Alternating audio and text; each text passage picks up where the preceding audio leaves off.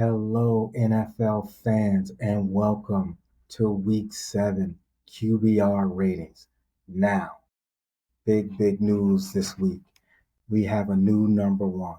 Jared Goff could not hold on to the number one spot, moving from Week 6 to Week 7. Not only that, we have three new joiners to the top 10. Dak Prescott, Drake May, and CJ Stroud. So now, if these three guys are new joiners, who's out? Who are the quarterbacks that are no longer in the top 10? Stick around to the end so you can find out. We're going to get started with week 7, number 10.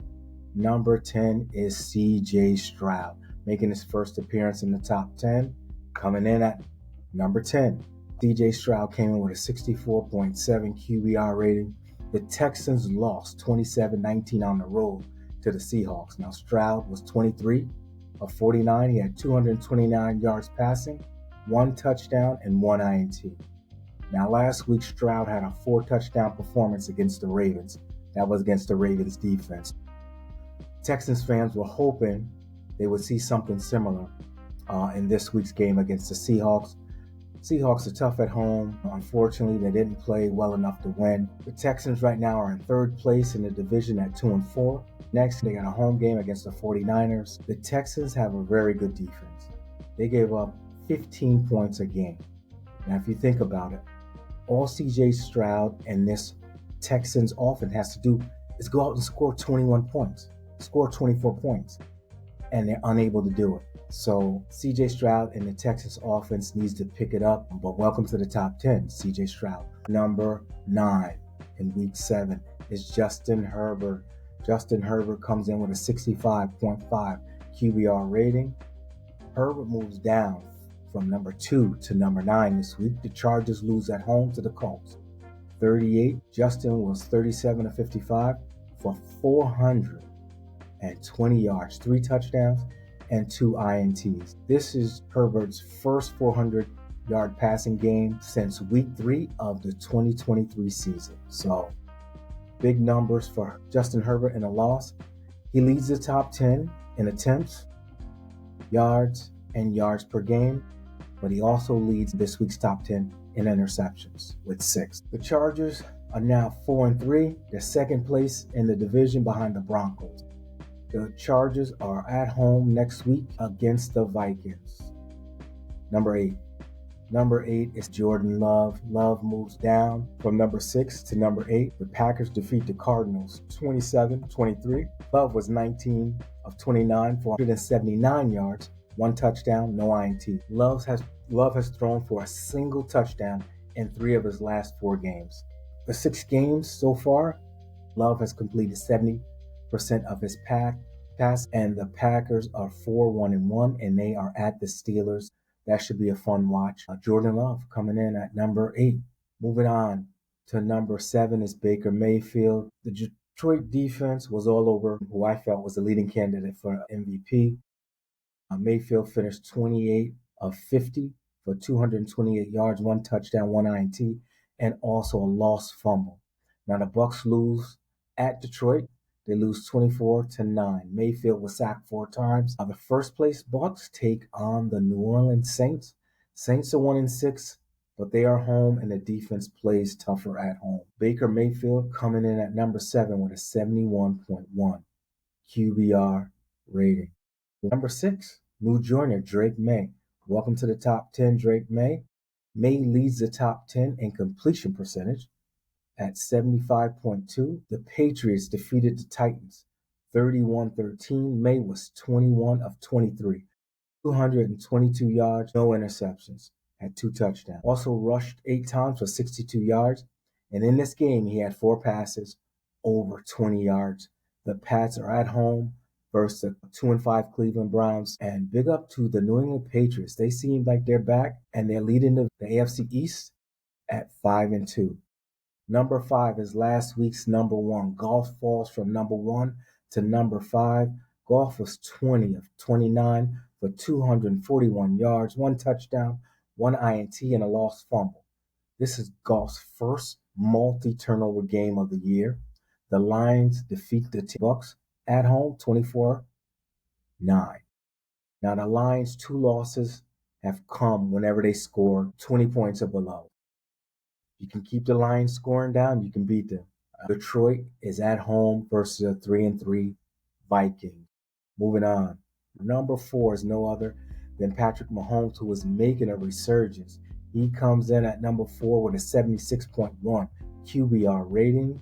Moving from number 3 to number 4, Patrick was 26-35, 286 yards, 3 touchdowns, and he had no INTs. For the third week in a row, Patrick Mahomes has had a completion percentage above 70%. This week, he completed 3 passes for over 20 yards. And more importantly, Chiefs defense is playing well.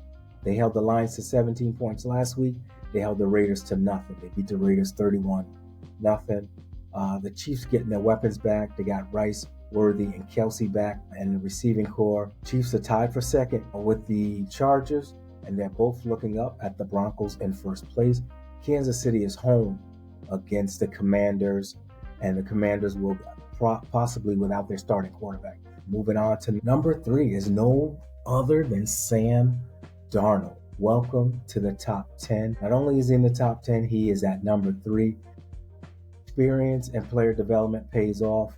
He finished 17-31, 213 yards passing. He had 1 touchdown, 1 INT, and a lost fumble. Seattle defeated the Texans at home, 27-19. Darnold leads the top 10 in yards per catch, 13.4 yards per catch, which means he is pushing the ball down the field to his weapons. Darnold had his lowest completion percentage out of all the games 1 through 7, where he only completed 54.8% of his passes, but that is the Texans defense speaking more so than anything. Texas defense is very good, especially their pass defense. So Seattle has a bye next week. They're in a 3-way tie at 5-2 with the Niners and the Rams. Sam Darnold, congratulations. Moving on, number 2 is no other than Dak Prescott. Welcome to the top 10. Dak and the Cowboys put on a show. They put on 44 points on the Washington Commanders. Dak finished 21 for 30. He had 264 yards, 3 touchdowns. And through 7 games, this is his career best in terms of completion percentage at 72%. So Dak is accurate, and the Cowboys are back on their winning ways. Not only that, the Cowboys got back CeeDee Lamb. He had 5 receptions for 110 yards, 1 touchdown. And the 1 touchdown was a 74-yard pass completion. Prescott leads the top 10 in completions and touchdowns. So the Cowboys are at Denver. 5-2 Denver next week. That should be a good game because Denver defense is for real. Let's see who is at number 1. Surprise, surprise, y'all. Number 1 in week 7 is no other than Daniel Jones.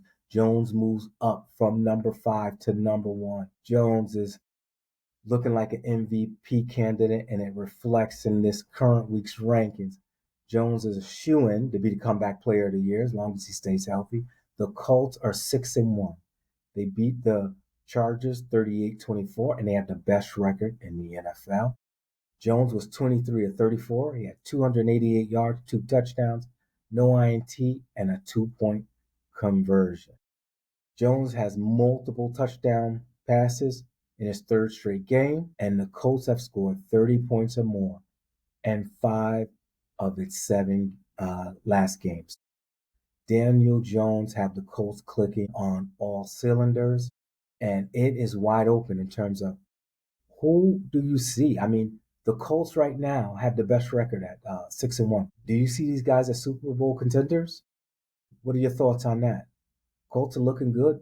They have 1 loss, and it's not a one-trick pony. Daniel Jones has weapons at running back, at tight end, at receiver, and they're looking good. Again, Daniel Jones finished number 1 with a 79.7 QBR rating. 10 touchdowns, 3 interceptions on the year. He averages 255 yards passing per game. There you have the top 10, guys. Please put in some comments, put in some likes, and subscribe to the channel. We do this every single week.